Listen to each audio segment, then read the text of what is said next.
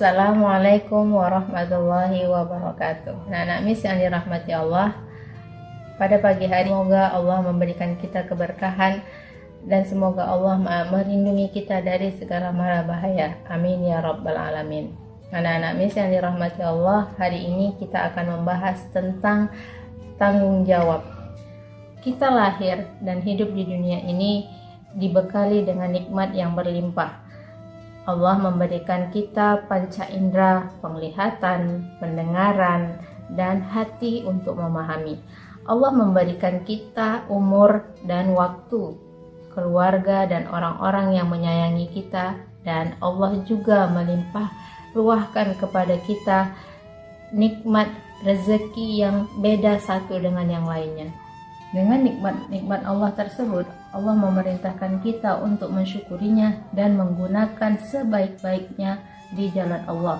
Kita dilarang Allah untuk menyia-nyiakan semua kenikmatan tersebut. Apalagi setiap pemberian Allah akan diminta pertanggungjawaban di hari akhir kelak.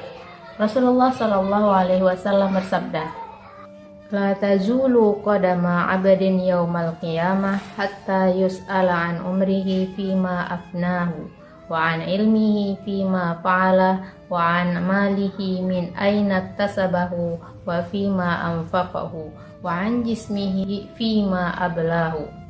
Yang artinya, tidaklah bergeser kedua kaki seorang hamba pada hari kiamat hingga Allah meminta pertanggungjawaban atas 4 perkara. Pertama, tentang umurnya yang dihabiskan untuk apa. Kedua, tentang ilmunya diamalkan atau tidak. Ketiga, tentang hartanya, di mana dia diperoleh dan kemana dihabiskan.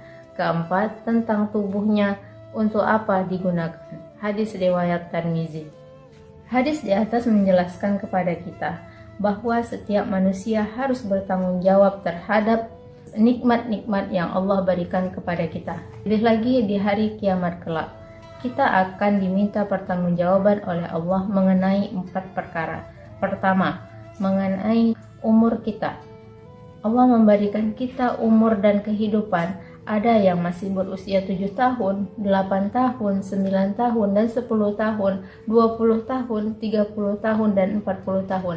Ketika kita meninggal dunia, Allah akan menanyakan kita untuk apa umur kita dihabiskan.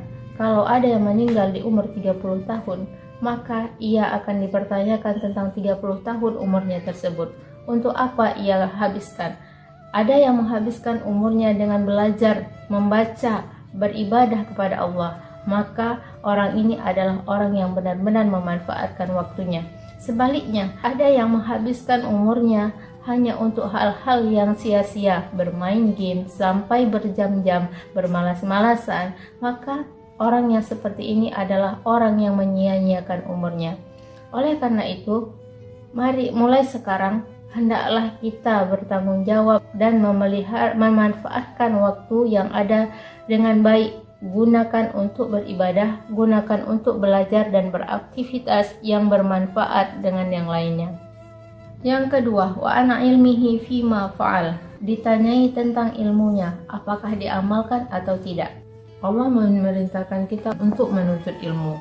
Ilmu-ilmu tersebut akan berbuah baik jika diamalkan dengan baik, dan ilmu-ilmu tersebut akan tumpul dan hilang jika tidak diamalkan. Sebagaimana kata pepatah di dalam bahasa Arab, al-ilmu bila amalin kasyajari bila samarin.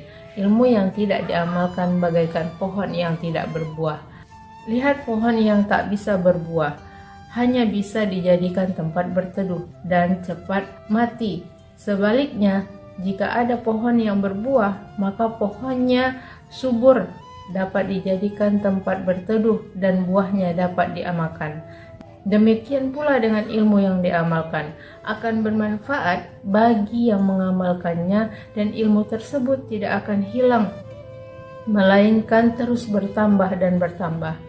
Nah, di sekolah kita belajar berbagai macam ilmu.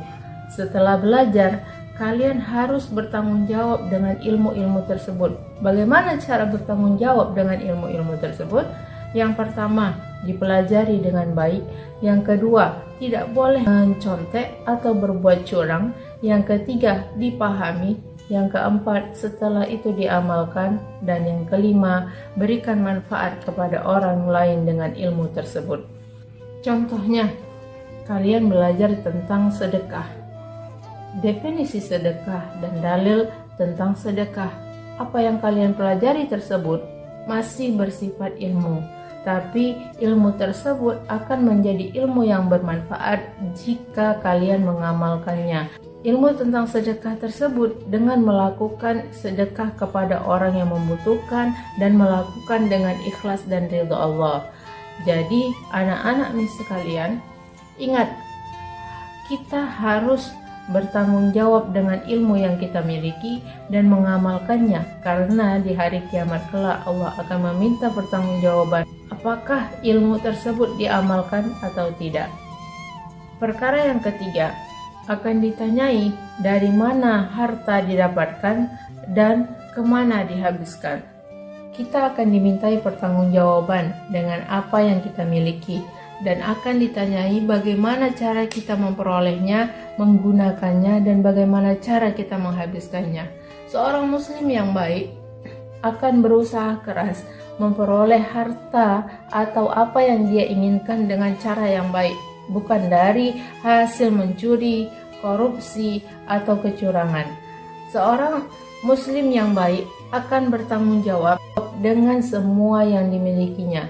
Jika ia memiliki uang, ia mendapatkannya dengan cara yang baik, kemudian menggunakannya untuk hal-hal yang baik pula dan bermanfaat, misalnya untuk ditabung atau disedekahkan kepada yang membutuhkan, dan bukan digunakan untuk hal-hal yang tidak bermanfaat atau berfoya-foya. Jika ia diberikan pakaian, tempat tidur, dan kamar oleh orang tua, maka ia harus menggunakan dengan baik, merapikannya setelah digunakan dan menjaganya. Jika ia diberikan handphone, ia akan menggunakannya untuk keperluan yang bermanfaat, seperti untuk belajar dan bersosialisasi, bukan digunakan untuk hal-hal yang tidak bermanfaat seperti main game terus-terusan hingga lupa waktu.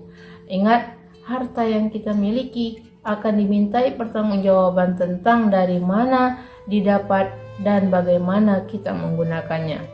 Perkara yang keempat, ditanyai tentang tubuhnya untuk apa digunakan. Allah menganugerahkan kita tubuh dengan bentuk yang sebaik-baiknya.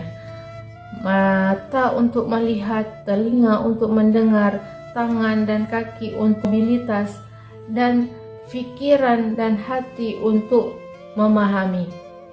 Kesemua tubuh tersebut akan dimintai pertanggungjawaban oleh Allah Subhanahu wa taala. Allah memberikan kita mata, untuk apa digunakan? Apakah untuk belajar, membaca Al-Quran, dan melihat hal-hal yang baik?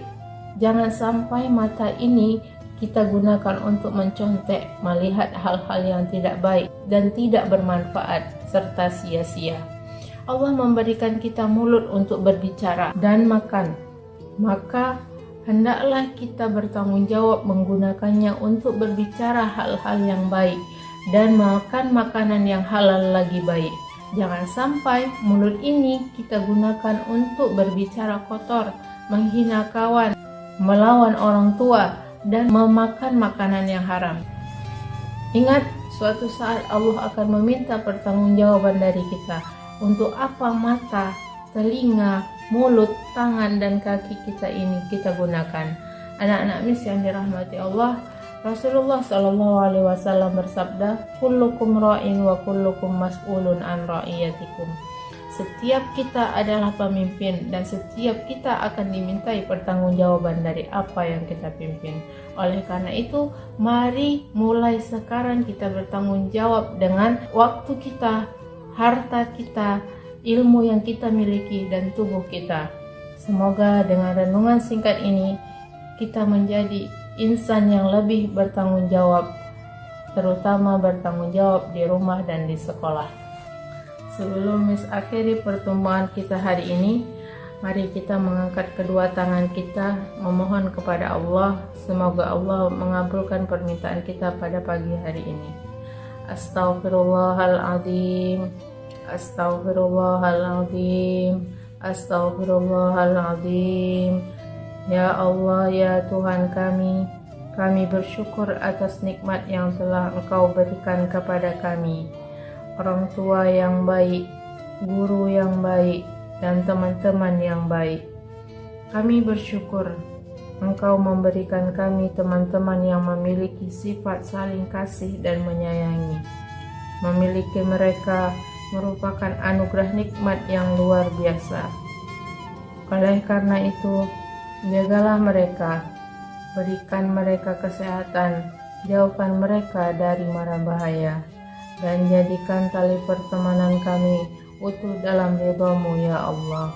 Berikanlah kami teman yang senantiasa mengingatkan kami jika kami berbuat salah, dan senantiasa mendukung kami jika kami benar. Rabbana atina fid dunya hasanah wa fil akhirati hasanah wa qina adzabannar. Rabbi zidni ilma warzuqni fahma wa amalan sholihan.